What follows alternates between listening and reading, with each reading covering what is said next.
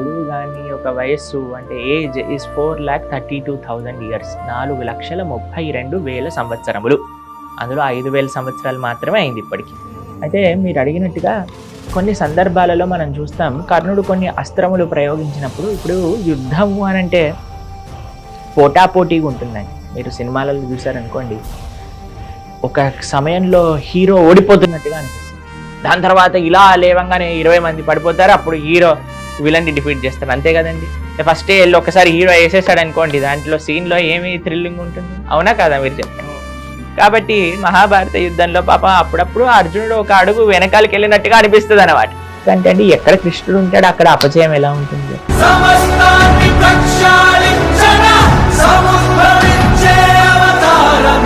అందరూ నిజంగా నేను చాలా ఓపెన్ గా చెప్తున్నాను, ఎవరైతే మతం మారారో దే ఆర్ బిగ్ ఫూల్స్.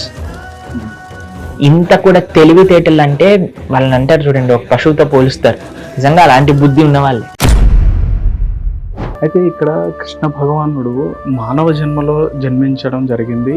శంఖ చక్ర గదా పద్మావులు పట్టుకొని, పట్టు పీతాంబరం కట్టుకొని, జుట్టుతో కిరీటంతో ఆయన పుట్టాడు. ఆయన మనిషి అని ఎలా అంటాం?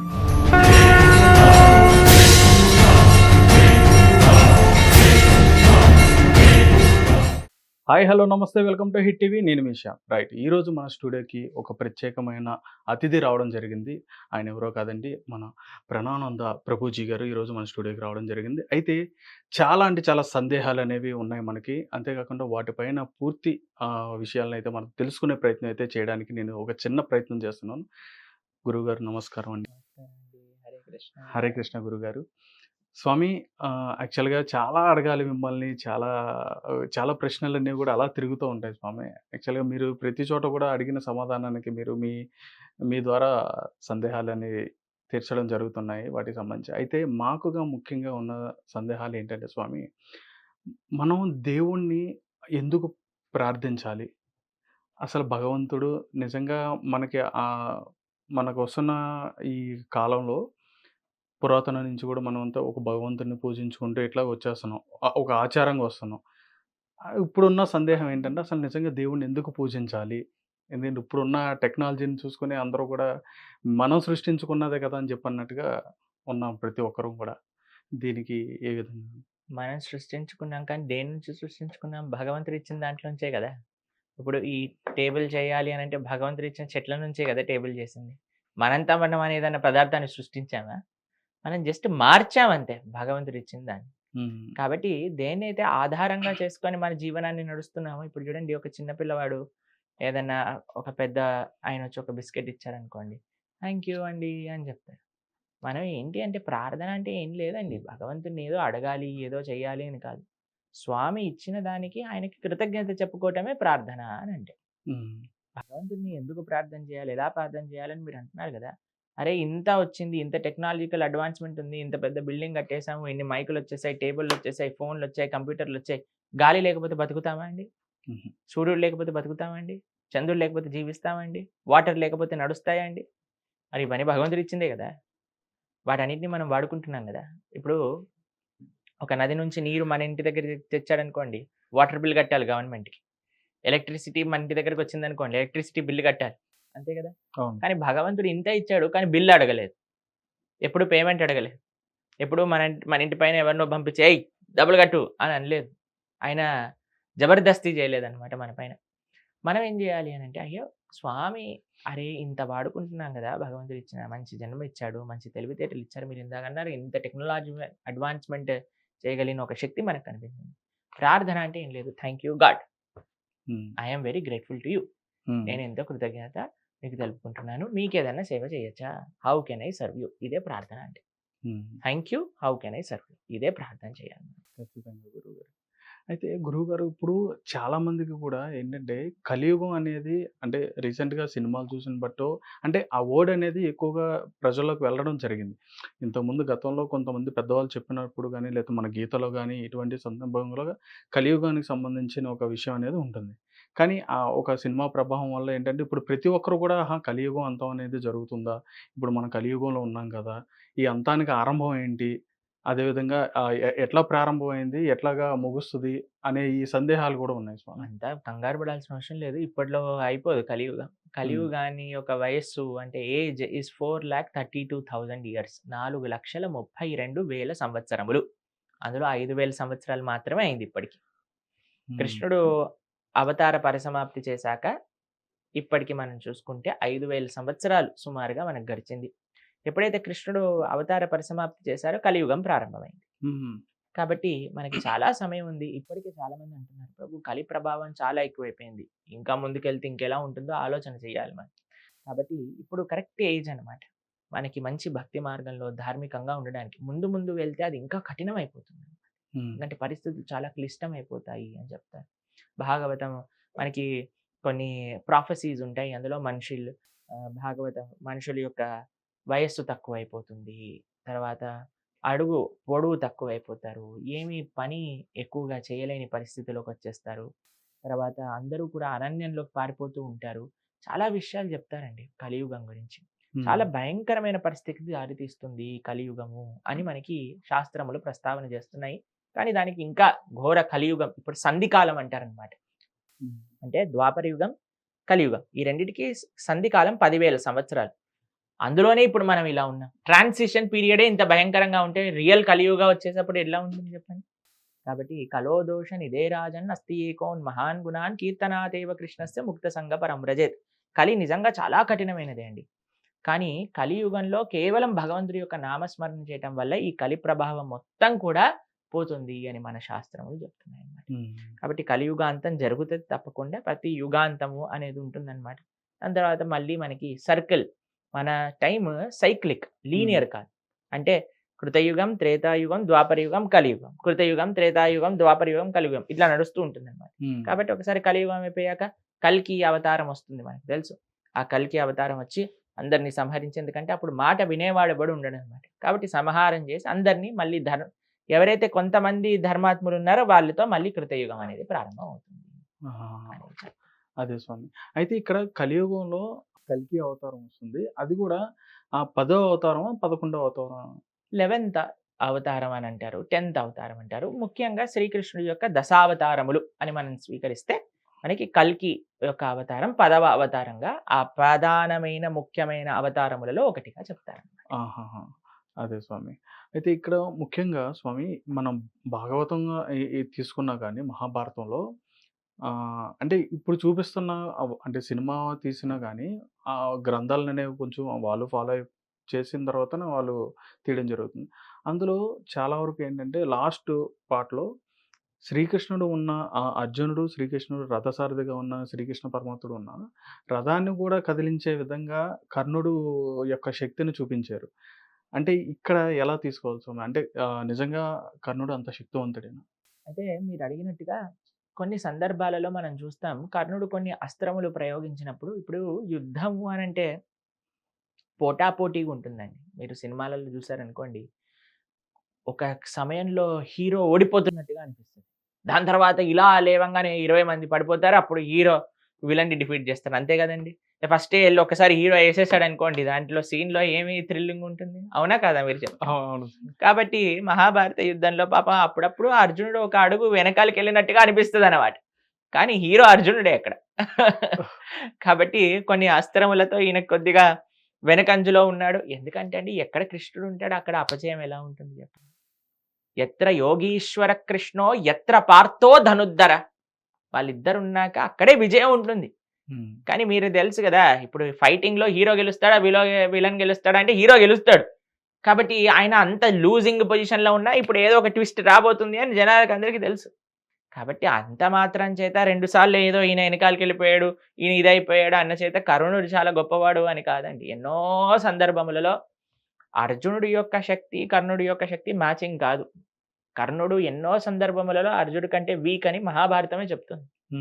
ఒకసారి గంధర్వులు కర్ణుడిని ఓడిస్తారు. అదే గంధర్వులను అర్జునుడు గెలుస్తాడు. ఒకసారి ద్రుపదుడి యొక్క రాజ్యానికి వెళ్ళి కౌరవులందరూ కర్ణుడితో సహా ప్రయత్నం చేస్తూ ఓడించడానికి ఓడించలేరు. కానీ అర్జునుడు వెళ్ళినప్పుడు ఓడించగలిగాడు. కాబట్టి ఈ ఎన్నో సిచ్యువేషన్స్‌లో మనం చూస్తాము, అర్జునుడు కంటే కర్ణుడు శక్తిలోను, క్యారెక్టర్‌లోను అన్నిట్లో చాలా వీక్. కానీ అర్జునుడు పరమ భక్తుడు, భగవంతుడి యొక్క భక్తుడు. కాబట్టి ఆయనకి ఎటువంటి ఆ చిన్ని ఆపదలు కూడా కలగకుండా కృష్ణుడు సంరక్షించాడు. మనం ఎవరి వైపు తీసుకోవాలి అంటే ఎక్కడైతే ధర్మం ఉందో, ఎక్కడైతే భగవానుడు ఉన్నాడో. కానీ ఈ ప్రపంచంలో సినిమా ఎంత ప్రభావం చేసిందంటే అండి, శాస్త్రంలో ఉండే చెప్పిన విషయాలను కూడా నమ్మడానికి రెడీగా లేరు జనాలు ఇప్పుడు.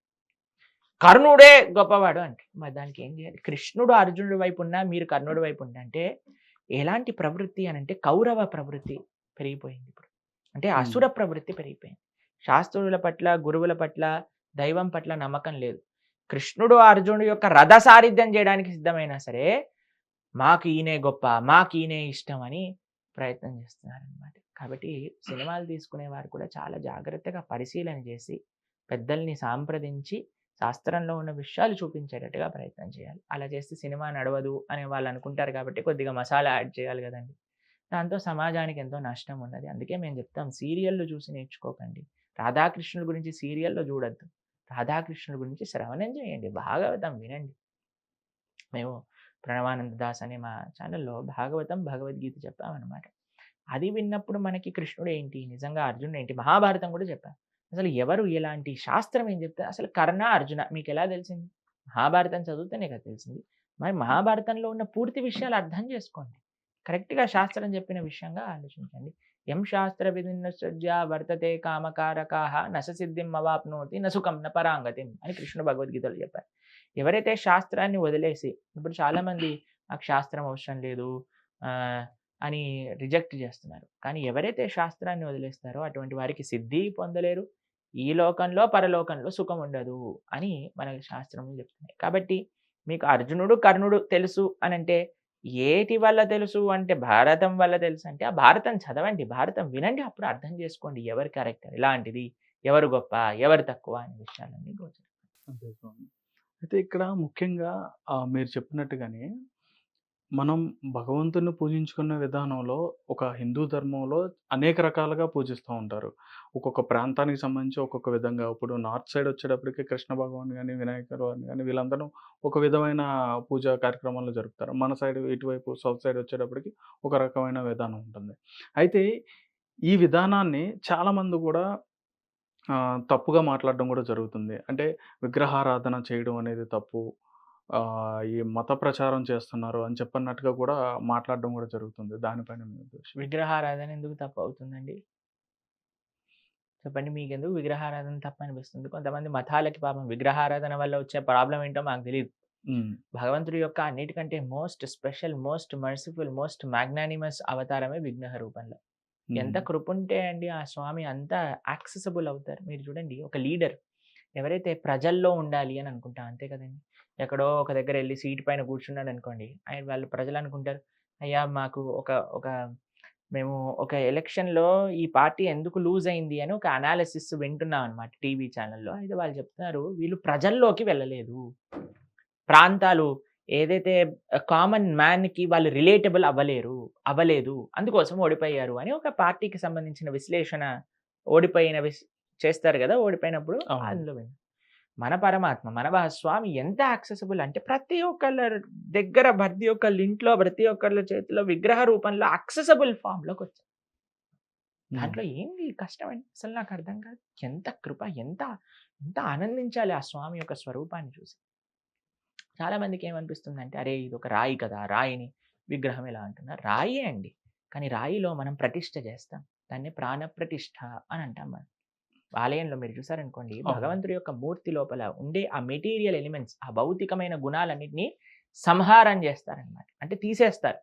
ఆధ్యాత్మికమైన ఆ భగవంతుడి యొక్క శక్తిని ప్రవేశపెడతారు యజ్ఞ రూపంలో, నామ రూపంలో, మంత్ర రూపంలో, యంత్ర రూపంలో ప్రవేశపెడితే ఆ స్వామి అప్పుడు అక్కడ వచ్చి ఆసీనులయ్యి ఆ విగ్రహం రూపంలో మనకి దర్శనమిస్తారు. కాబట్టి మనం ఆరాధన చేస్తాం. ఒకళ్ళు వీడియో చూస్తున్నా, అందులో అంటున్నాడు, న తస్య ప్రతిమ అస్తి అనుంది మీ శాస్త్రంలో, మీ దేవుడికి ఎటువంటి బొమ్మ, ప్రతిమ, ఏమంటారు విగ్రహం, ఇమేజ్ అలాంటివి ఏమీ లేవు.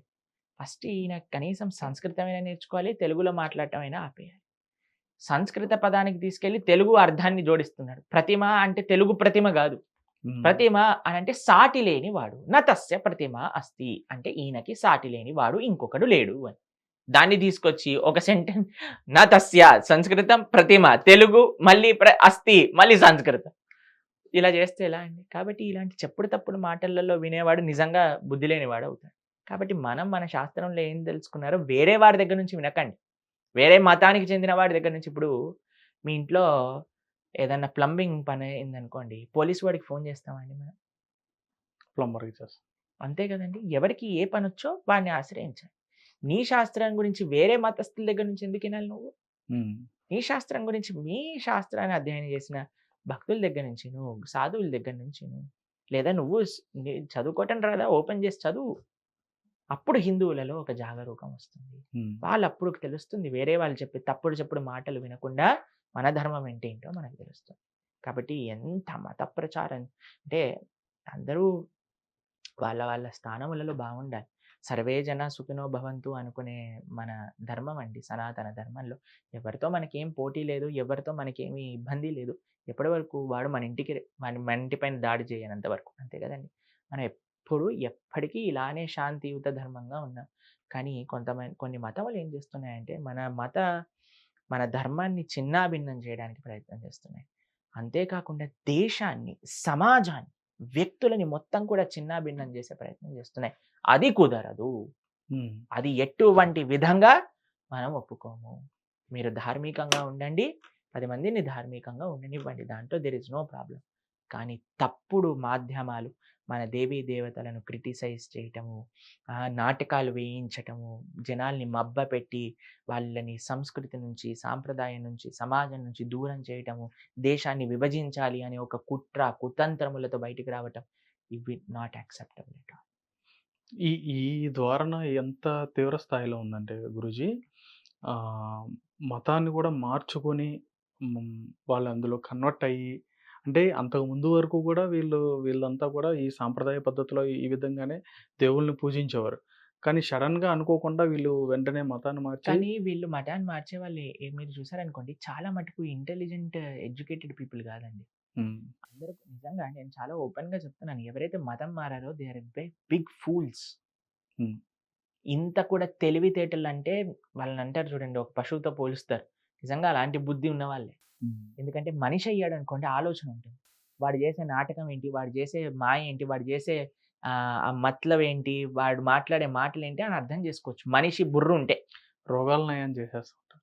నీళ్లు పోస్తాను, ఖర్చిపిస్తాను, ఇది చేస్తాను, అది చేస్తానంటే జనాలందరూ ఎలా వాడు వీల్ చైర్‌లో కూర్చుంటాడు. వీల్ చైర్‌లో నుంచి లేపిచ్చేస్తాడు. అదే నిజంగా వీల్ చైర్‌లో ఉండేవాడిని చేస్తే వాళ్ళ మత పెద్ద పాపం అక్కడ ఇటలీలో ఉన్నాడు. ఆయనని చేయమను ఫస్ట్.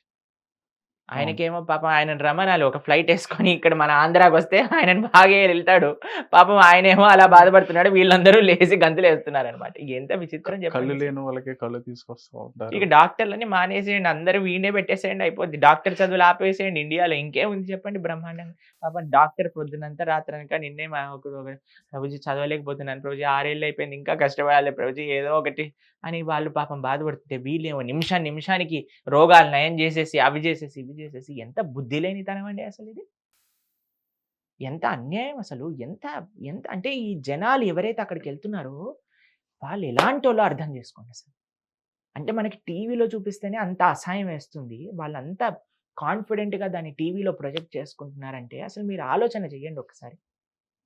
అలా కళ్ళొచ్చేస్తాయా?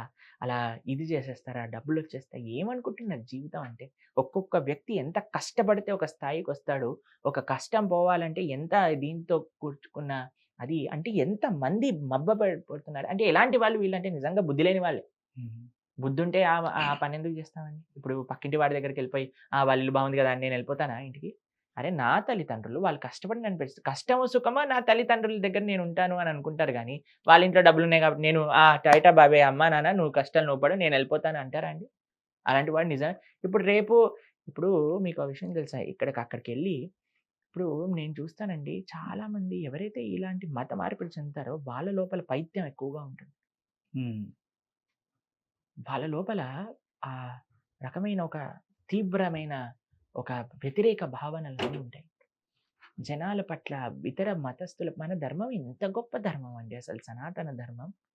అసలు సర్వే భవంతు సుఖినః, సర్వే సంతు నిరామయ, సర్వే భద్రాణి పశ్యంతు అందరూ బాగుండాలి, అందరికీ మంచి జరగాలి, అందరూ సుఖంగా ఉండాలి, ఎవ్వరికీ ఏ ఇబ్బంది అని గొప్ప ప్రార్థన చేసే మతం నుంచి మనం ఎక్కడికెళ్ళిపోతున్నాం అసలు? దేశం ఎటు? పరిస్థితి మొత్తం ఎలా? మన సంస్కృతి, సాంప్రదాయాలు. నాకు ఒక్కొక్కసారి అనిపిస్తది వీళ్ళు పోతే పోయారు, నిజంగా మన లోపల నుండి చెత్త పోయింది అనిపిస్తది. నిజంగా చూసారంటే మీరు. ఎందుకంటే అలాంటి భావన లేను, భక్తి లేను మన మన పెద్దలు, ఆచార్యులు అసలు ఎంత సాక్రిఫైస్ చేశారండి అసలు. ఎంత సాక్రిఫైస్ చేశారు వాళ్ళ ధర్మాన్ని నిలబెట్టుకోవడానికి. మీరు ఒక విషయం చెప్తాను, ఆశ్చర్యపోతారు. మన సిక్ ధర్మం మీకు తెలుసు కదండీ! హ్మ్. సిక్కిజం అవును. అందులో వాళ్ళు దేశాన్ని ధర్మ పరిరక్షణ కోసం పాటుపడేవారనమాట. ఎప్పుడైతే కింగ్స్ ఎప్పుడైతే వాళ్ళని నవాబ్స్, మొఘల్స్ ఉంటారు కదా! వాళ్ళు మీరు ధర్మం మారండి అని చెప్తే, చిన్న పిల్లలండి ఒక ఆయన 11 ఇయర్స్ అనుకుంటే, ఇంకొకళ్ళు 6, 7 ఇయర్స్ అనుకుంటే అన్నాతమ్ముల్ని ఇద్దరిని వాళ్ళు సజీవంగా గోడ కట్టేసారనమాట వాళ్ళ పైన. అప్పుడు పాపం ఈయన ఏడుస్తున్నారు. పెద్దాయన. ఏడుస్తూ ఉంటే ఈయన అనుకున్నాడు, అయ్యో! చూసావా బాధపడుతున్నాడు, చనిపోతున్నాడని. అయితే ఏమైంది ఆపమంటావా అంటే, ఏం లేదు జస్ట్ ఒకటే బాధ ఏంటంటే, నా ముందు నా తమ్ముడు ఫస్ట్ చనిపోతున్నాడని చూసి బాధ. నాకింకేం బాధ లేదు. ధర్మం కోసం నేను ప్రాణాలు ఇవ్వడానికైనా రెడీగా ఉన్నాను అనే ఒక స్థాయి కలిగిన దేశం నుంచి, ఒక వేరే ఎదుటి వ్యక్తి నా పైన చెయ్యి వేయకూడదు అని లక్షలాది, కోట్లాది మంది స్త్రీలు జోహర్ అనే ఒక పెద్ద మంట పెట్టుకొని దాంట్లో ఆర్పణ చేసుకున్న ధర్మం నుంచి మనం ఇప్పుడు ఎవడేం చెప్పినా సరే, పద వెళ్ళిపోదాం. నా మతము, నా సంస్కృతి, నా సాంప్రదాయం, నా కట్టుబాట్లు అన్నీ వదిలేసి నేను వెళ్ళిపోతా అనే స్థితికి దిగజారాను. బొట్టు, కాటుకలు, గాజులు, పూలు. అవన్నీ డీటెయిల్స్‌లేండి. కానీ ఫస్ట్ ఆ భావన ఎంత అంటే మేమైతే కాంప్రిహెండ్ చేయలేమండి. మాకు మే మాకు తెలుసుకుంది మా మా ధర్మం చెప్పేది మారోకి రాకోబి జో ఇచ్చా తో హర్. భగవంతుడికి తెలిసి ఏది మంచో ఆయన మనకి మంచే చేస్తాడు. నీకు కష్టం అనిపించొచ్చు. ఇప్పుడు ఒక చిన్న పిల్లవాడికి చాక్లేట్ ఇష్టమండి. చాక్లేట్ తింటున్నాడు. అమ్మ తీసేస్తుంది చేతిలో నుంచి. అంత మాత్రం చేత అమ్మ మనకి శత్రువు కాదండి. ఒకసారి అమ్మ చెంప మీద కొట్టినా కొట్టొచ్చు. "ఒరేయ్! అల్లరి చేయకురా" అని. ప్రేమతో చేస్తుంది. కాబట్టి కష్టం వస్తుంది. ఇక్కడ నాకు కష్టాలొచ్చాయి కాబట్టి నేను మానేసా. అక్కడ నాకు కష్టాలు తీరిపోతాయి అని ఎళ్ళిపోతా. మేమైతే ఆ ఆలోచన మాకిప్పటికీ అర్థం కాదు. మేమెప్పటికీ అర్థం చేసుకోలేము. మాకు భగవంతుడు తండ్రి. ఆ స్వామి ఏం చేసినా సరే మాకు మంచి చేస్తారు అనే భావన మాకు పూర్తి విశ్వాసం ఉంది. ఆ భగవంతుడిని మా జీవితంలో అనుభవించగలుగుతున్నాం కాబట్టి మాకు ఇలాంటి ఐడియాస్ అనేవి మాకు పట్టవనమాట. అదే స్వామి.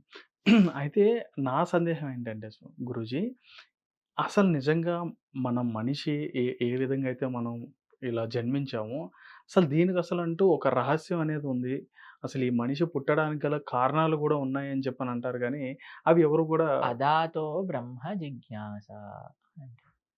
ఆహార నిద్రా భయమైథునం చ సామాన్య ఏతత్ పశుభిర్నరాణాం ధర్మో హి తేషాం అధికో విశేషో ధర్మస్య హీనః పశుభిర్సమానః. ఇప్పుడు ఆహార నిద్ర భయమైథునం చ. ఆహారం తినటం, ఆహార నిద్ర పడుకోవటం, భయ అంటే కొట్లాడటం, మైథునం చ అంటే పిల్లలు కంటం. ఇది పశువులు కూడా చేసే పని. అవునా కాదండి? హ్మ్. పశువులు ఇంకా వేరేది ఏదైనా పని చేస్తదండి? ఇక్కడికొచ్చి ఏమైనా ఇంటర్వ్యూలు చూసారా మీరెప్పుడైనా? లేదు. వాళ్ళు కేవలం చేసేది 4 విషయాలు. ఆహార, నిద్ర, భయం, మైథునం చ. మనిషి కూడా వీటి కోసమే జీవితాన్ని కేటాయించారనుకోండి. ఆహార, నిద్ర, భయం, మైథునం చ. వాడికంటే ఫూలిష్ ఫెలో ఇంకోడు ఉండడు. హ్మ్. మరి మనిషికి ఇంకా జంతువుకి ఏంటి డిఫరెన్స్ అయ్యా? మనిషి జన్మ ఎందుకు ఎత్తింది అనంటే బ్రహ్మ జిజ్ఞాస. భగవంతుడంటే ఎవరు తెలుసుకోవటం. హ్మ్. భగవంతుడు యొక్క విశేషం, భగవంతుడిని ఎలా పొందాలి? అసలు నాకు ఈ జన్మ ఎందుకొచ్చింది? ధర్మాన్ని ఆచరించడానికి వచ్చింది. ధర్మో హి తేషాం అధికో విశేషో ధర్మేణ హీనః పశుభిర్సమానః. ధర్మాన్ని ఆచరించకపోతే పశువుతో సమానం. కాబట్టి మానవ జన్మ వచ్చింది ఒకటే ఒక కారణం కోసం. ధర్మాన్ని అనుష్ఠించి భగవంతుడిని చేరుకోవడానికి. హ్మ్. అయితే గురూజీ, విశ్వాన్ని సృష్టించిన ఈ సృష్టికర్త ఎవరైతే ఉంటారో, ఇ ఇయన్నీ గూడా మనం చదువుకుంటున్నాం. అంటే మనకు తెలిసినంత వరకు సనాతన ధర్మంలో గాని, లేదంటే వాళ్ళ ఇతర గ్రంథాల్లో వాళ్ళు చదువుకున్నయి చూసుకున్నా, మెయిన్‌గా అతి పురాతనమైనది భగవద్గీత. మన సనాతన ధర్మం నుంచి. ఉన్నది. కానీ ఈ విశ్వాన్ని సృష్టించింది మేమే అని చెప్పని కొంతమంది మాట్లాడతారు. మా దేవుడు అని చెప్పని కొంతమంది మాట్లాడతారు. కానీ దీని గురించి ఇందులోంచే తీసుకొని వాళ్ళ గ్రంథాలు తయారు చేసుకున్నారని చెప్పని ఎందుకని ఒప్పుకోరు? భగవద్గీత 5,000 సంవత్సరములండి. కానీ దానికంటే అపౌరుషేయమైన వేద సంస్కృతి మన దగ్గర ఎప్పటినుంచో ఉంది. వేదములు ఈ రోజు, ఆ రోజు అని చెప్పలేం. ఎన్నప్పటి నుంచో వేదములు ఉన్నాయి. హ్మ్. మనకి జ్ఞానం ఇచ్చిందే వేదములు. వేదము, సంస్కృతము వీటి నుంచే జ్ఞానము అనేది వచ్చినాయి. ఏ లాంగ్వేజ్ చూసినా సరే అది సంస్కృతం నుంచే వచ్చింది. Mother of all the languages అని అంటారు. కాబట్టి జ్ఞానం అనేది ఎక్కడైనా ఉంటే అది సనాతన ధర్మం నుంచే ఉంది. ఎవరు తీసుకున్నా సనాతన ధర్మం నుంచే వాళ్ళ వెర్షన్స్ తీసుకున్నారు. కాబట్టి పరిపూర్ణ జ్ఞానం. మనం లౌకికమైన జ్ఞానం గురించి మాట్లాడమండి. సనాతన ధర్మంలో పారలౌకిక జ్ఞానం గురించి మాట్లాడతాం. మన సనాతన ధర్మంలో మాట్లాడుకునే విషయాలు ఎలా ఉంటాయంటే అండి పీహెచ్‌డీ లెవెల్‌లో ఉంటాయి. మిగతా హ్మ్. అంటే మేము చూసినంత వరకైతే ఏబీసీడీలు అంటే మనం పీహెచ్‌డీ గురించి మాట్లాడతాం. అంత డిఫరెన్స్ ఉన్నది మన యొక్క పరిణితిలో. మనం ధర్మాన్ని, జీవితాన్ని చూసే ఒక రకమైన దృష్టిలో. కాబట్టి మిగతా ధర్మాలు తప్పు, వాళ్ళేదో చెడు చేస్తున్నారు అని మనం అంటే ఎవరి ధర్మం వాళ్ళకు ఉండనివ్వండి. వాళ్ళు చక్కగా ఆచరించుకోవాలి. మీకొక విషయం తెలుసానండి, మనకి ఏ ధర్మంతో ఏ ప్రాబ్లమ్ ఉండకూడదండి. హ్మ్. వాళ్ళు వాళ్ళ ధర్మాన్ని అనుష్ఠానం చేసుకుంటే మనకి ఏం ప్రాబ్లమ్ లేదు. మనదెక్కువ, వాళ్ళది తక్కువ ఇలాంటి మాటల కంటే అందరం కలిసి అన్నాతమ్ముల్లాగా ఉండాలి అనే ఒక భావన ఆహ్, కలిగి ఉండటం మంచిదే. కానీ నువ్వొక్కడివే అన్నాతమ్ముడుగా ఉండాలి అని అనుకోవటం ఆపదైపోయింది. హ్మ్. నువ్వు అన్న అంటున్నావు. కానీ వాడు నిన్ను దుష్మన్‌గా చూస్తున్నాడు. అది ప్రాబ్లమ్ అయిపోయింది. కానీ మనమేమంటున్నామంటే వసుదైవ కుటుంబకం. జనకో దేవః అఖిల దయాళు జననీ పృథ్వీ కామదు కాస్తే. జనకో దేవకః అఖిల దయాళు. అయినా భగవంతుడు అందరికీ తండ్రి. ఈ మతం, ఆ మతం అన్న వాళ్ళకి కాదండి. అందరికీ పితా పరమాత్మ శ్రీకృష్ణ భగవానుడు. కానీ అయ్యా మీకు ఒక్కొక్క ప్రాంతానికి తగ్గట్టుగా, ఒక్కొక్క సమయానికి తగ్గట్టుగా, ఒక్కొక్క వ్యక్తికి తగ్గట్టుగా ధర్మము మారింది. ఈ మతాన్ని నువ్వు ఆచరించుకో. వేరే వాడి పైన పడి వారిని ఇబ్బంది పెట్టే ప్రయత్నం చెయ్యకు. వేరే ధర్మాలను క్రిటిసైజ్ చేయడానికి ప్రయత్నం చెయ్యకు. వేరే ధర్మము చెడు కాదండి. దాన్ని అనువర్తించే ప్రజలెవరైతే ఉంటారో, దాన్ని ఫెనాటిక్‌గా ఒక పైత్యంతో ముందుకు తీసుకెళ్ళాలి అనే వాళ్ళుంటారో వాళ్ళు ప్రమాదం. హ్మ్. ఆ ప్రమాదం సమాజంలో, దేశంలో కనిపించినప్పుడు బాధ. అంతేకాని అందరూ బాగుండాలి అనే ప్రార్థన చేస్తాం. మనం సర్వే జన సుఖినో భవంతు అంటాం కదండీ! కాబట్టి ఆ భావన మన సనాతన ధర్మంలో ఉంది. దాన్ని ఎదుటి వ్యక్తి గౌరవించాలి. అది మేము ఆశించే పని. ఖచ్చితంగా గురూజీ. అయితే ఇక్కడ కృష్ణ భగవానుడు మానవ జన్మలో జన్మించడం జరిగింది అని చెప్పని మనకు తెలుసు. అయితే మానవ జన్మలో జన్మించినాక మనకి గ్రంథం నుంచి వచ్చిందే 16,000 మంది గోపికలను వివాహం ఆడినారని చెప్పని మనకి తెలుస్తుంది. అది ఎలా అని చెప్పని? కృష్ణుడు మానవ జన్మ జన్మించలేదండి. హ్మ్. జన్మ కర్మ చ మే దివ్యం ఏవం యో వేత్తి తత్వతః తత్వాదేహ పునర్జన్మ నైతి మామేతి సో అర్జున. కృష్ణుడు భగవద్గీతలో చెప్పారు. ఎవరైతే నా జన్మ దివ్యమని, నార్మల్ మనుష్య జన్మ కాదు అని తెలుసుకుంటారో వారికి పునర్జన్మ ఉండదు అని శ్రీకృష్ణ భగవానుడు చెప్పారు. ఇంకోటి తెలుసా అండి? చాలా ఆశ్చర్యకరమైన విషయం చెప్తాను. కొంతమంది అంటారు, మా వారు పాపం లేకుండా పుట్టారు. కృష్ణుడు ఎటువంటి దేహ సంబంధం లేకుండా పుట్టాడండి. తెలిసినా మీకది? వసుదేవుడి యొక్క హృదయంలోకి పరమాత్మ ముందుగా ఆవిర్భవించాడు. వసుదేవుడి యొక్క హృదయం నుంచి దేవకీదేవి యొక్క హృదయానికి వెళ్ళారు. దేవకీదేవి యొక్క హృదయం నుంచి దేవకీ గర్భంలోకి ప్రవేశించారు. ఆ దేవకీ గర్భం నుంచి ఆవిడకి ఏదో పాపం లేబర్ పెయిన్స్ వచ్చాయి. అక్కడి నుంచి కృష్ణుడు దేవకీ గర్భం నుంచి ఆయన సూర్యుడు ఉదయించినట్టుగా ఉదయించేశాడండి. ఎలా ఉదయించాడు తెలుసా అండి? జలధరుదేహు నాజాను చతుర్బాహు సరసీరుజాక్షు విశాలాక్షు నారుగదా శంఖ చక్ర పద్మ విలాసు కంఠ కౌస్తుభని కాంతి భాను కమనీయ కశూత్ర కంకణ కేయూర శ్రీవత్సలాంఛనాంచిత విహారు సుగుండ ప్రగవత కుంటలలాటు వైఢూర్య మణి గణపరికీటు బాలు పూర్ణేందు రుజుజాలు సుగుణాల బాలు భక్తలోక బాలు కృపావిశాలు జుజ్జి తిలికించి పులకించి యోపి చర్యగా వసుదేవుడు చయింపే అని మనకి భాగవతం చెప్తుంది. శంఖ చక్ర గదా పద్మావులు పట్టుకొని పట్టు పీతాంబరం కట్టుకొని జుట్టుతో కిరీటంతో ఆయన పుట్టాడు. ఆయన మనిషి అని ఎలా అంటామండి? ఎవరైనా మనుషులు అలా పుట్టడం చూసారా మీరు? ఏడుస్తూ పుడతారు కానీ కృష్ణుడు నవ్వుతూ పుట్టాడు. అమ్మ నాన్నని పలకరిస్తూ పుట్టాడు. ఓ దేవకి బాగున్నావా? వసుదేవ బాగున్నావా? అని పుట్టాడు. ఆయనను మనిషి అంటామండి? ఆయన కృష్ణుడు ఎక్కడ కూడా ఆయన మనిషి అని చెప్పుకోలేదు. ఆయన మనిషిలా బిహేవ్ కూడా చేయలేదు. సాక్షాత్తు భగవంతుడు. పుట్టుక నుంచే ఆయన భగవత్తత్వాన్ని చూపించాడు. 6 రోజులకి పూతన అనే రాక్షసి వచ్చింది. రాక్షసిని సంహరించారు. తృణావర్త, శకటాసుర, కేసి, వృత్రాసుర ఎన్ని రకరకాలైన అసురులు వచ్చినా అందరినీ సంహరించారు. బ్రహ్మ గారు కూడా ఒక మోహంలో పడిపోతే ఆయనను తీశారు. ఇంద్రుడికి కూడా తన గుణపాఠం నేర్పించాడు. ఇంద్రా నీ స్థాయి నా యొక్క సేవకుడిగా అని. మథురకెళ్లారు. కంస సంహారం చేశారు. ద్వారకని స్థాపించారు. 16,108 మంది భార్యలను వివాహం చేసుకున్నారు. 16,108 స్వరూపములతో. ఒకటే కృష్ణుడు 16,000 మందిని వివాహం చేసుకోలేదండి. 16,100 మందిని 16,100 స్వరూపములతో ఒక్కొక్కరిని పర్సనల్‌గా వివాహం చేసుకున్నాడు. మనిషి చేసుకోగలుగుతాడా అలా? మీరు 2 అవ్వగలుగుతారా? నేను 2 అవ్వగలుగుతానా? ఆయన 2 అవ్వగలుగుతారా మీరు? కాబట్టి మనిషి ఎలా అయ్యాడండి? సాక్షాత్తుగా భగవంతుడు శ్రీకృష్ణ పరమాత్మ. కాబట్టి పరమాత్మ చేసిన ఒక్క పనిని మనం ఇది ఇది నేను కూడా చేస్తానంటే ఫస్ట్ నువ్వు గోవర్ధనాన్ని ఎత్తు. తర్వాత పెళ్లి చేసుకో బతుకుంటే. ఇప్పుడున్న కుటుంబ సమస్యల్లో కుటుంబాన్ని ఎవరైతే ఛేదిస్తారో, ఆ సమస్యలను ఎవరైతే ఛేదిస్తారో ఆళ్ళు పెళ్ళికి అర్హులవుతారు గురూజీ ఇప్పుడైతే. మాకంటారు ప్రభుజీ ఒక కుటుంబాన్ని మేనేజ్ చేయడంలోనే మాకు ఎంట్రుకలన్నీ తెల్లగైపోయాయి. అంటే ఇంకా 16,028 మంది వివాహం చేసుకుంటే ఏమవుతాడు వీడు? కాబట్టి కృష్ణుడు వివాహం చేసుకుంటే మనల్ని ఏమైనా హెల్ప్ అడిగాడండి, నాకు కొద్దిగా ఫైనాన్షియల్‌గా హెల్ప్ చేయండి అని. లేదా 2, 3 భార్యలు వెళ్లి కోర్టులో కేసేసారా నాకు విడాకులు కావాలని. ఆయన బ్రహ్మాండంగా ఉన్నారు. ఒక్కొక్క భార్యకి బంగారు భవనాన్ని ఇచ్చారు. కాబట్టి ఆయన భగవంతుడని ప్రతి ఒక్క లీలలో నిరూపణ చేసినప్పుడు ఆయన ఎందుకు అలా చేశాడు? ఈయన ఎందుకు ఇలా చేశాడు? అని జనాలు క్వెషన్స్ ఏం చేస్తాం? అదే స్వామి. అయితే భగవంతుడు ఇప్పుడు ఈ శ్రీకృష్ణ పరమాత్ముని యొక్క వాళ్ళ కుటుంబ ఆ జర్నీలో చివరికి భరతుడు వచ్చిన తర్వాతన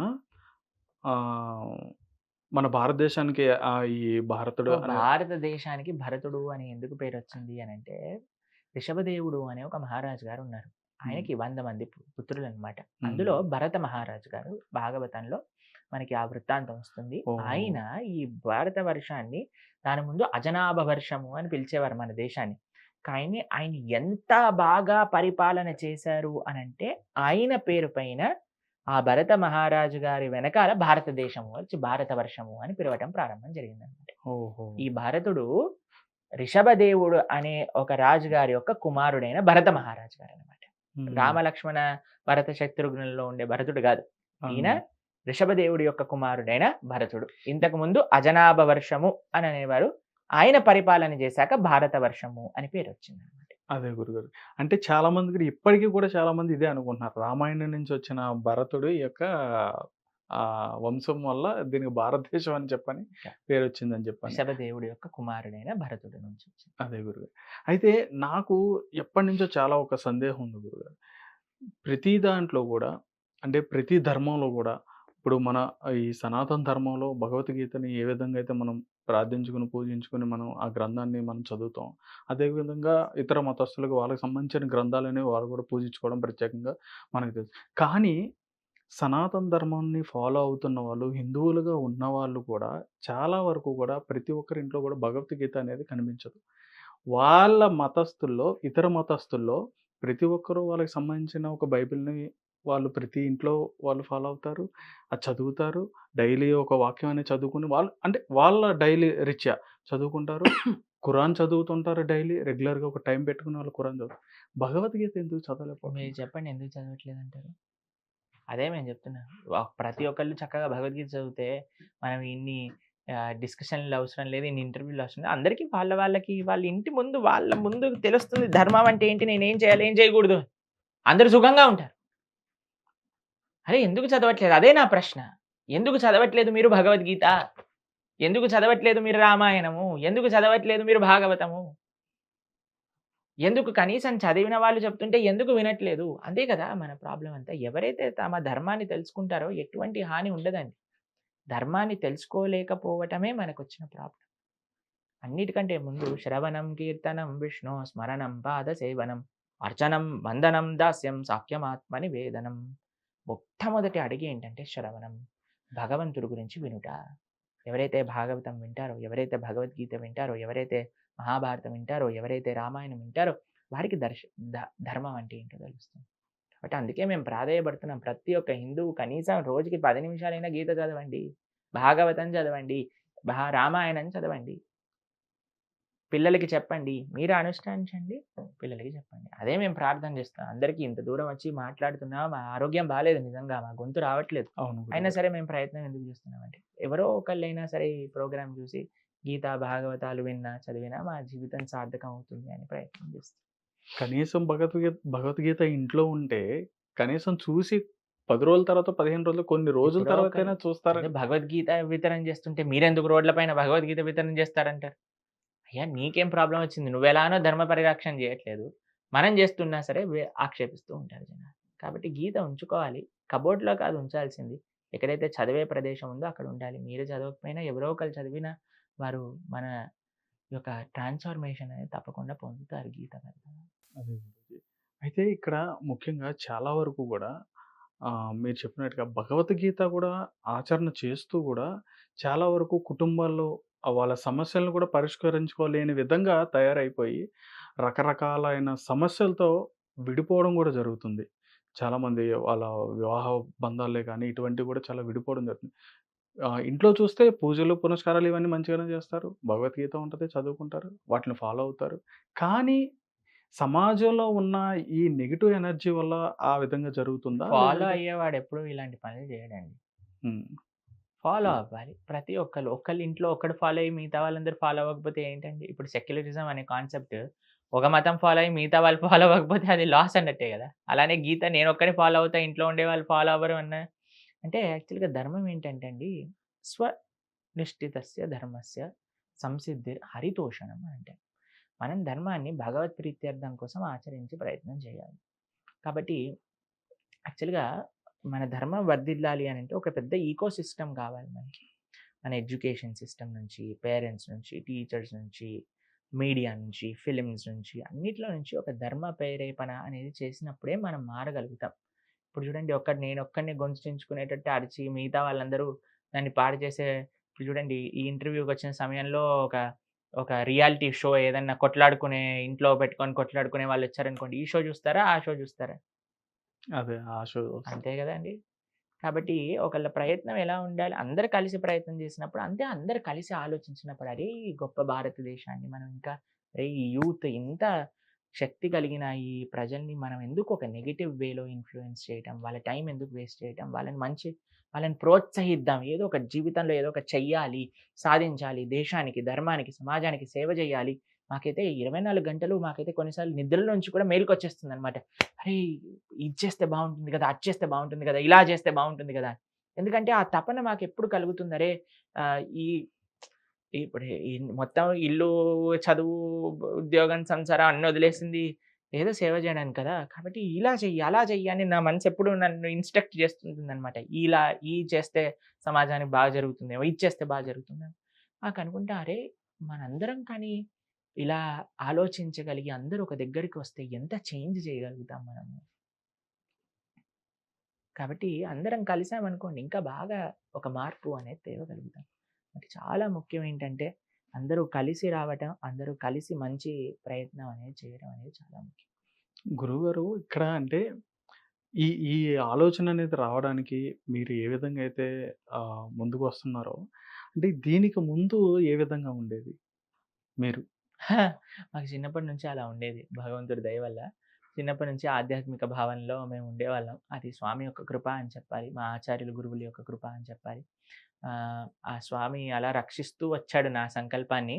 కాబట్టి ఆయన రక్షిస్తూ వచ్చాడు కాబట్టి ఆ సంకల్పాన్ని ఆయన సేవగా వాడుకుంటున్నాం అన్నమాట. సనాతన ధర్మాన్ని మనం ప్రత్యేకంగా మనం చూపించుకోవడానికి హిందూ దేవాలయాలనేవి చాలా పెద్ద పీట అనేది వ్యవహరించడం జరుగుతది. అందులో భాగంగా ఇస్కాన్ టెంపుల్సే గాని, మీరిందాక చెప్పారు ప్రతి ఒక్కరు కూడా నేర్చుకోవాలి, భగవద్గీత చదవాలి అని చెప్పాను. చాలా కుటుంబాలు, చాలా ఫ్యామిలీస్ ఏంటంటే వాళ్ళకి తల్లిదండ్రులకి తెలీదు చెప్పాలి పిల్లలకి అని చెప్పని తెలియనోళ్ళుంటారు. కొంతమంది పిల్లలు నేర్చుకోవాలనుకుంటారు గానీ వాళ్ళకి తెలీదు. అటువంటి వాళ్ళు చాలామంది కూడా ఇస్కాన్ టెంపుల్‌కి రావడం అనేది మేము గూడా గమనించాం. అంటే ఇంత ప్రత్యేకమైన పెద్ద పీట ఉన్న చోట చాలా అంటే చాలా ఈ దేవస్థానాల్లో గాని, లేతే ఈ దేవాలయాల్లో గాని ఇక్కడ చాలా అంటే చాలా అరాచకాలనేవి జరుగుతా ఉంటాయి. అంటే ఆహ్, డబ్బులు పెడితేనే గాని ఏది దక్కదు అన్నట్టుగా స్వామివారి అనుగ్రహం గూడా దక్కదు అన్న విధంగా తయారైపోయింది ఇప్పుడున్న పరిస్థితిలో. దీన్ని ఎలా ప్రక్షాళన చేయాలి? డబ్బులు లేకుంటే అంతే కదండీ! డబ్బులు లేకుండా ఏం జరుగుతుందా? ఒక ఆలయం వల్ల ఒక వెంకటేశ్వర స్వామి గుడి తీసుకోండి. లక్షల మందికి అన్నదానం ఎలా చేస్తుందండి? పైనుంచి ఏమైనా ఊడిపడతాయా? బియ్యము, పప్పులు అన్నీ తయారైపోతాయా కిచెన్ లోపల? కాదు కదండీ! నీ మరి ఒక మూవీకెళ్ళి ఒక రూ. 300 టికెట్ పెట్టుకొని, ఒక రూ. 150 పాప్‌కార్న్ తింటూ పెట్టడానికి అప్పుడేమో ఒక రూ. 100 కూల్ డ్రింక్ తాగి, మిగతా ఎక్స్‌ట్రా ఐటెమ్స్ అన్నిటికి ఖర్చు పెట్టడానికొచ్చినప్పుడు ఏం లేని నొప్పి, భగవంతుడి దగ్గరకొచ్చి ఒక రూ. 300 సేవకివ్వాలి అంటే ఎందుకొస్తుందండి మనకి? చెప్పండి. మీరే చెప్పండి. ఇంక ఎక్కడా డబ్బులు ఖర్చు పెట్టుకోవడానికి వెనకాడని మనము, ఒక హోటల్ వాడి దగ్గరికెళ్తే వాడు అడిగినంత బిల్లు కట్టాలా? లేదా మనం బార్గెయిన్ చేస్తామా అక్కడ? ఆ! కడతాం. తినే తిండికి నేనెందుకండి డబ్బులు కట్టాలి అని అంటామా అక్కడ? నోరు మూసుకొని వాడు రూ. 1000 అంటే 1000, 2000 అంటే 2000, 10,000 అంటే 10,000 కట్టి బయటికి రావాలి. అవును. అంతే కదండీ! అరే! ఒక భగవంతుడి యొక్క వ్యవస్థ దగ్గర స్వామి యొక్క సేవ, సమాజం యొక్క సేవ, 10 మందికి మంచి చేస్తున్నప్పుడు అక్కడ ఎందుకు మీరు డబ్బులివ్వడానికి రెడీగా ఉండరు? అసలు డబ్బులు పెట్టవలసిన అవసరం లేదండి. ఇంతకుముందు రాజుగారు ప్రజలందరూ కూడా తమ సొత్తుని మొత్తం కూడా భగవంతుడి యొక్క సేవ కోసం వినియోగించారు కాబట్టి అప్పుడు టికెట్ సిస్టమ్ లేకుండింది. ఇప్పుడు జనాలు భగవంతుడికి ఇవ్వాలంటే ఏడుస్తున్నారు గదా! కొన్ని మతాలు తప్పకుండా ఇవ్వాలి. లేకపోతే నువ్వు నరకానికెళ్ళిపోతావు అని అంటారు. కానీ అలాంటివి మనం ఏం చేయాలండి. దశంభాగం. ఏమంటారో మాకు తెలీదు. కానీ అంటారట. అవి మేము విన్నాము. అదే. చూసాం గూడా కొంతమంది మాకు ప్రత్యక్షంగా మాతోటి పంచుకున్నారు. వాళ్ళ ఆహా! వాళ్ళ జీవితాల్లో ఎలా వాళ్ళకి ఇబ్బంది కలిగింది. వాళ్ళు వాళ్ళని ఎలా పీడించారు డబ్బులివ్వమని అని మేము విన్నాం. ప్రత్యక్షంగా మాతోటి పంచుకున్నారు. హ్మ్. కాబట్టి మాకు ఈ విషయం గురించి తెలుసు. అయితే నేను చెప్పేదేంటి అంటే ఆలయం భగవంతుడికి ఇవ్వడానికి ఏడవకండి. భగవంతుడి యొక్క సేవ ఒక వ్యక్తికి ఇస్తే అంటే మనకి తెలీదనుకోండి ఆ వ్యక్తి దాన్ని ఎలా యూజ్ చేస్తారో లేదో మనకు తెలీదు. కానీ ఆలయం యొక్క సేవ ఇప్పుడు వెంకటేశ్వర స్వామి గుడి ఉందనుకోండి ఎన్ని లక్షల మందికి సేవ జరుగుతుంది. ఎన్ని సేవ జరుగుతుంది. ఎంత హాస్పిటల్‌లు కడుతున్నారు. కాబట్టి ఆలయ వ్యవస్థ ఒక పండితుడికి, ఆలయ నిర్వాహకులకి ఇవ్వడానికి మనము we should not take back అంటే ఇంతే ఇవ్వాలి. అలాంటి మన ధర్మంలో ఏం లేదండి. నీకెంత ఆనందం ఇస్తే అంత ఇవ్వు. భగవంతుడి యొక్క సేవ. కానీ ఇవ్వడానికి ఏడవకు. ఇవ్వడానికి బాధపడకు. ఎందుకంటే డబ్బులు మీరన్నారు గదా! డబ్బులెందుకు కావాలి? దేనికి డబ్బులు లేవండి ఇంతకు ఇప్పుడు చెప్పండి. కాబట్టి అందరూ స్వతహాగా మనం భగవంతుడి యొక్క సేవ చేసుకోవాలని సంకల్పం రావాలి. అప్పుడు ఇవేమి ఉండవండి. కానీ డబ్బులిచ్చిన వాడికే భగవంతుడి యొక్క కృప అనేది కాదండి. భగవంతుడి యొక్క కృప ఎవరికి కలగాలో వాళ్ళకి కనిపిస్తుంది. అంతేగాని వీఐపీ లైన్‌లో వచ్చిన వాడికి ఎక్కువ కృప ఉంటుంది. ఎనకాల ఉన్న వాడికి తక్కువ కృప ఉంటుంది కాదండి. స్వామి సర్వాంతర్యామి, జగన్నాథుడు. అన్ని చోట్ల చూడగలుగుతాడాయన. అదే గురు. ఉడిపి క్షేత్రంలో ఒక భక్తుడు పాపం గుడి వెనకాలుంటే భగవంతుడే తిరిగిపోయాడు ఆ భక్తుడి కోసం. ఇప్పటికి కూడా మనం తిరిగిపోయి ఏదైతే ఆ కిటికీ నుంచి దర్శనం చేసుకున్నారో అదే కిటికీ నుంచి దర్శనం అవుతుంది. ఆలయం ఓ ఆ తలుపు నుంచి దర్శనం ఎవ్వరికి అవ్వదు. హ్మ్. స్వామి తన భక్తుడి కోసం ఇంతమంది ఉన్నా సరే తిరిగిపోయాడు తన భక్తుడి కోసం. అలా భగవంతుడు ఏమీ చూడండి. వీడు ధనమా, వీడు ఇదా, స్వామికి భక్తి ముఖ్యం. ఎక్కడ ధర్మం ఉంటుందో, ఎక్కడ భక్తి ఉంటుందో అక్కడ స్వామి చూస్తాడు. అది విశేషం. ఖచ్చితంగా గురు. అయితే మీ వరకు వచ్చుంటది ఈ విషయం గూడా. చూసే ఉంటారు. మీరు చెప్పినట్టుగా తిరుమల తిరుపతి దేవస్థానం ఎంతో చాలా ప్రత్యేకమైన స్థలం అది. అయితే అటువంటి చోట గూడా ప్రసాద విషయంలో అయితే మాత్రం వివాదం అనేది జరగడం జరిగింది. దానిపైన మీ అభిప్రాయం? జాగ్రత్తగా ఉండాలి. భక్తులు ఆలయాన్ని పరిరక్షణ చేస్తూ ఉండాలి. రాజకీయ నాయకులకు కూడా ఎవరికైతే ధర్మం పట్ల నిష్ట ఉన్నదో, ఇప్పుడు ఏది కావాలి అని అనుకుంటే అలాంటి వ్యక్తుల్ని అక్కడ కూర్చోబెట్టాలి. మనం రాజుగా ఒక ధర్మాత్ముడిని కూర్చోబెట్టామనుకోండి ధర్మాన్ని పరిరక్షిస్తాడు. భగవంతుడి యొక్క సేవ చేస్తాడు. కాబట్టి మనము మనకుండే గవర్నమెంట్‌లో ఉండే వాళ్ళకి కూడా భగవంతుడి యొక్క పట్ల, నిష్ట పట్ల, సాంప్రదాయం పట్ల, సంస్కృతి పట్ల ఒక మక్కువ ఉండేవారిలాగా ఉండాలి. దేవాలయం యొక్క డబ్బులు దేవాలయం యొక్క సేవ కోసం ఉపయోగిస్తే బావుంటుంది. వాటిని తీసేసి గవర్నమెంట్ ఖర్చు పెట్టుకోకుండా భగవంతుడి యొక్క సేవ, భక్తుల యొక్క సేవ, సమాజం యొక్క సేవ కోసం ఉపయోగించేటట్టుగా ప్రయత్నం చేయాలి. అంత పెద్ద వ్యవస్థలో కూడా మనకి లోటుపాట్లు జరిగినాయి అనంటే, మనం చూసుకోవచ్చు బయట ఇంకెన్ని జరుగుతున్నాయో. కాబట్టి మన హోటళ్ళలో తినే వాళ్ళకి ఇంకా అక్కడ ఇంకెలా ఉంటుందో చెప్పండి. వాడేం మిక్స్ చేస్తాడో మనకి ఇప్పుడు ఇంత పెద్ద వ్యవస్థ ఉన్న దగ్గరే ఇంత అభాండం ఒకవేళ జరుగుంటే ఇలా జరిగింది అని అనుకుంటే, బయట మీరు తింటున్నారు గదా! విచ్చలవిడిగా ఆర్డర్‌లు చేసుకొని అవి ఇవి చేసుకొని దాంట్లో ఏముందో మీకెలా తెలుసు? కాబట్టి అందుకే ఆహార శుద్ధత్వము అని అంటారు. జాగ్రత్తగా మనం ఏదైతే సోర్స్ తెలియని చోట తినకూడదు. కాబట్టి జాగ్రత్తగా ఉండాలి. ఆలయ వ్యవస్థ భక్తుల చేతిలో ఉండాలి. చక్కగా సంరక్షిస్తూ ఉండాలి. భగవంతుడు బావుంటే అందరూ బావుంటారు. ఖచ్చితంగా గురుగారు. భగవంతుడి చెంతకి చేరాలంటే ముందుగా మనిషికి ఉండాల్సిన లక్షణాలు ఒక్కసారి భగవంతుడి పట్ల విశ్వాసము, వినయము కలగాలి. శ్రద్ధావాన్ లభతే జ్ఞానం. శ్రద్ధ కావాలి మనకి. కలో దోష నిదే రాజన్ అస్తి ఏకోన్మహాన్ గుణాన్ కీర్తనాదేవ కృష్ణస్య ముక్త సంగ పరంభ్రజేత్. భగవంతుడి యొక్క నామాన్ని జపం చేయాలి. పెద్దల పట్ల గౌరవం ఉండాలి మనకి. అహంకారం విడిచిపెట్టాలి. చాలా గుణాలు ఉన్నాయండి.